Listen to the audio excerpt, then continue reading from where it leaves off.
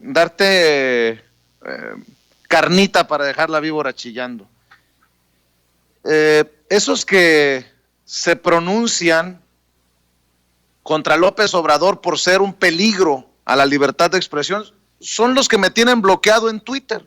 Estaba viendo que Pascal Beltrán del Río, que Víctor Trujillo. Bueno, me acabo de dar cuenta, maestro, y esto te lo debo a ti.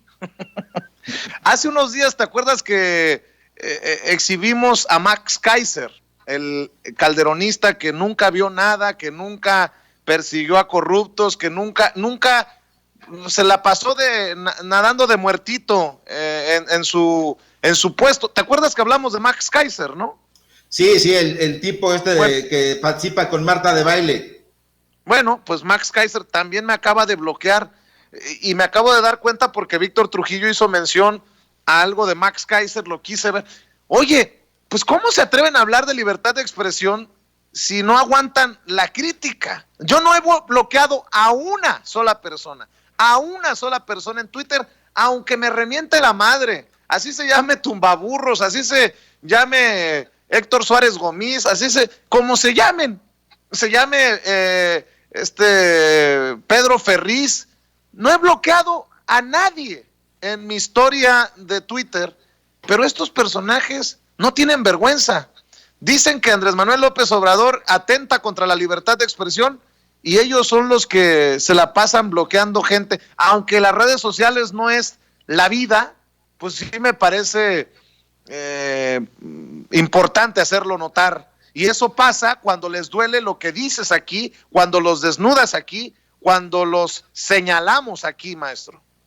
Sí, es importante. Fíjate, ellos se dicen demócratas, ellos se dicen plurales, ellos se claman personas que tienen la verdad, cualquiera que sea ese concepto, pero cuando tú los enfrentas los invitas a un debate, a una confrontación con las ideas, a un tête-à-tête, como le llaman los franceses, siempre salen con una parodia, siempre se niegan, dan un paso atrás, porque no son capaces de debatir presentando argumentos. Siempre acuden al payaso de la peluca verde, a sus personajes satíricos que hacen caricaturas, que hacen parodias. ¿Por qué? Porque desde ahí son creadores de fake news.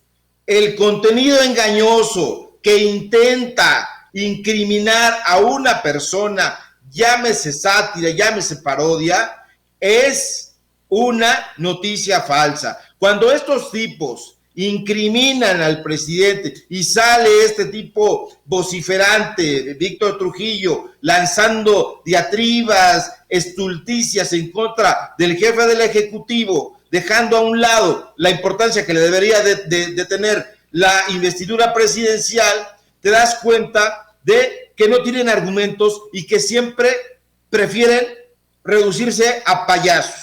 Letras Libres, que se presume de ser la revista más importante del pensamiento intelectual, no en México, sino en toda Latinoamérica, ya tienen entre sus panelistas al payaso. Imagínate, ese es un contenido impostor, ese es un tipo de información que suplanta o pretende suplantar las fuentes genuinas de información. Son contenidos fabricados, Vicente, público. Entonces, cuando tú te das cuenta que estos personajes lo único que hacen es gritar porque no pueden sustentar la información, o mejor dicho, las creencias, las supuestas conexiones, las leyendas que no pueden confirmar su contenido, es que no son ni fueron nunca periodistas, no son ni fueron nunca intelectuales. ¿Dónde está la maldad? ¿Dónde está la estigmatización cuando tú presentas un contrato que le dieron a Joaquín López Dóriga? ¿Dónde está la maldad? Estás informando al público que no le crea a un tipo que estaba tratando, por ejemplo, de chantajear a María Asunción Aramburú Zavala, ¿sí? Ahí en Polanco, él y su esposa. Entonces, ¿dónde está la calumnia?